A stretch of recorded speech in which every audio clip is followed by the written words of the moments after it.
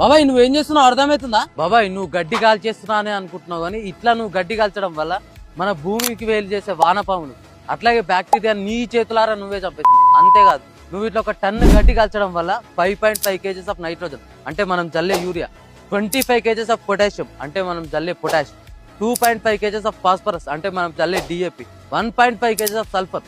అంతేకాదు బాబాయ్ ఫ్యాక్టరీల కన్నా ఎక్కువ పొల్యూషన్ మనమే చేస్తున్నాం, అది మనకు తెలుస్తలేదు. దీని ద్వారా మన భవిష్యత్తు మొత్తం ఖరాబ్ అవుతుంది. సరేనే మరి ఏం చేయాలి చెప్పరా? అదే బాబాయ్ మీరు ఇట్లా గడ్డి కాల్చడమే సొల్యూషన్ అనుకుంటారు, కానీ అది కాదు. నువ్వు బేలర్తో గడ్డి కట్టలు చుట్టించావు అనుకో, డైరీ ఫామ్ వాళ్ళు పైసలు ఇచ్చి మరీ తీసుకోపోతారు కదా. అట్లా నీతో కాలే మల్చర్ వేపించి ప్లవ్ వేపి, అట్లా నీతో కాలే మల్చర్ వేపించి రోటోవేటర్ వేపి. అయినా నా దగ్గర అవన్నీ పైసలు లేవు అనుకున్నావు అనుకో, మనకు బయట వేస్ట్ డికంపోజర్ అని దొరుకుతుంది, 20 నుంచి 25 రూపాయలలో ఉంటుంది. నువ్వు తెచ్చి వాటర్లో కలిపి కొట్టుకున్నావు అనుకో, 20 నుంచి 25 రోజులలో డికంపోజ్ అయ్యి ఎరువు అవుతుంది. మనం మళ్ళీ ఎరువులు కొనాల్సిన అవసరం లేదు కదా. దయచేసి ఈ రీల్ ప్రతి రైతుకు షేర్ చేసేలా చూడండి. చాలా మంది రైతులు తెలిసి తెలియక చాలా మిస్టేక్ చేస్తారు. సో ఇట్లా మనం గడ్డి కాల్చడం వల్ల మనకన్నా మన భవిష్యత్తు చాలా సఫర్ అవుతుంది అనమాట.